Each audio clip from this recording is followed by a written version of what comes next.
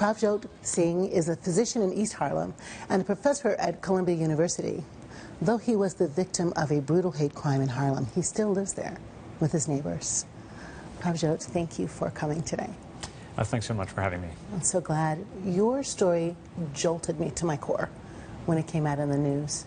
Can you tell our viewers what happened to you? Sure. You know, I think as an overarching point, as a Sikh, my faith really teaches me to respond to hate with love. Mm-hmm. And 2 years ago, when I was attacked by a group of men and my jaw was fractured, I reached out to our community and felt incredible love and solidarity come back to me from across the country.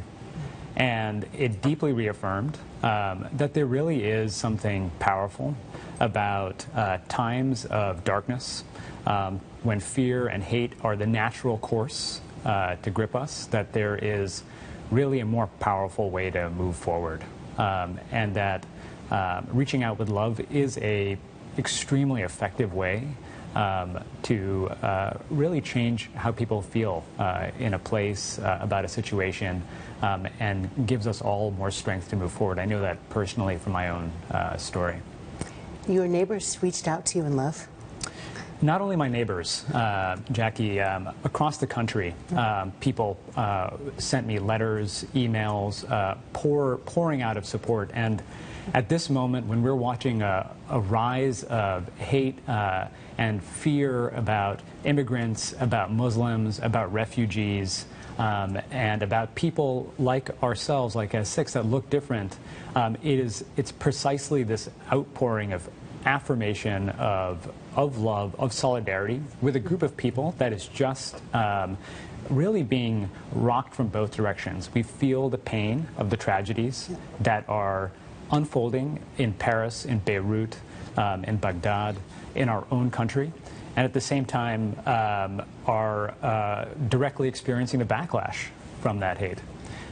How does our shared trauma, shared tragedy, shared grieving bind us as human family?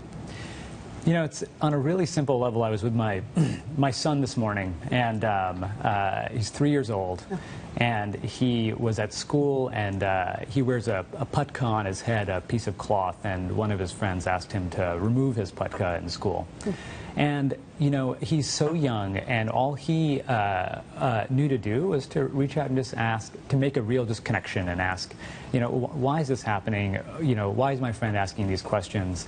And I think at the core of this, we really want to be able to see the humanity in our own friends and our neighbors, even in people that are spewing hateful things at us in the public. There's a real opportunity as a Sikh, as a person of faith, to see that there is, you know, the creative humanity in each one of us, and we have an opportunity to reach out and actually just see that and absorb that from each other. I love that. I love the story of your little boy. That gives me hope. Where are you seeing signs of hope in other spaces and places? Sure. You know, over the last 3 days or 4 days, there was a real, I think, a secondary tragedy from the events in Paris, where a Sikh named Virender Singh Jubal, somebody had actually photoshopped an image of him and said that he was a terrorist involved in the attacks. It actually found its way to the front page of Spanish newspapers. Unbelievable. Unbelievable. I saw that. Oh my gosh.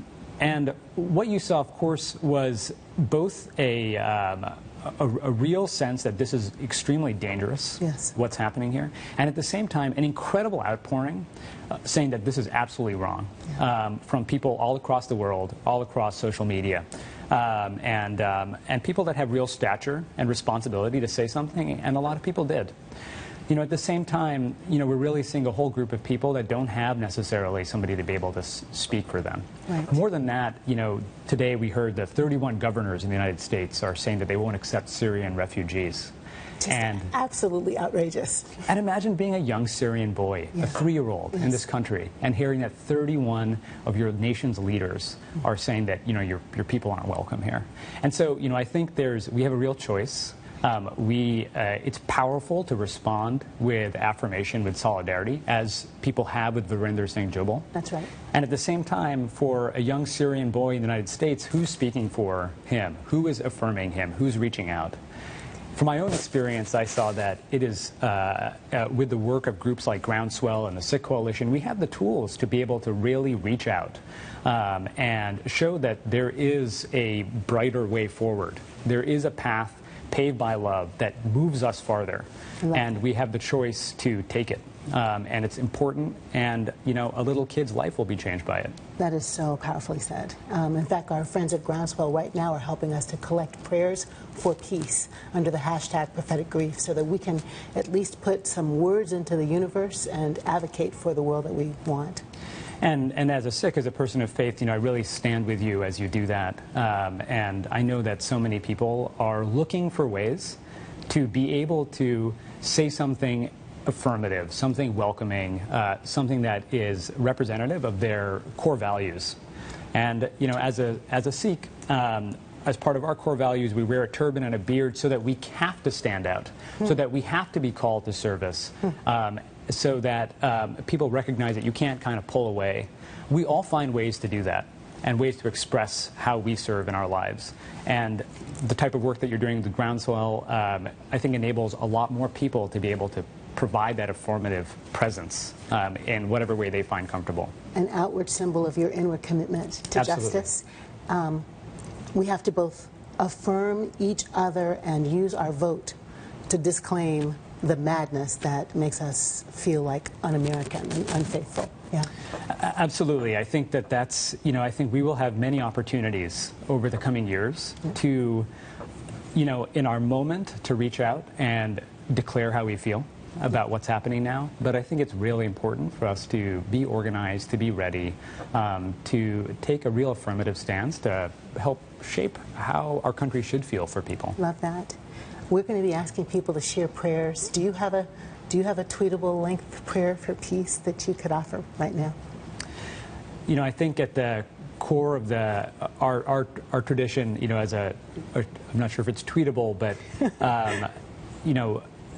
as a Sikh, the word guru really, I think in popular culture means teacher, but for a Sikh, guru means going from darkness to light. Love it, going from darkness to light. And it's something that I keep, with me, and we always have a choice of which direction we're moving in. And I hope that together we're moving towards light.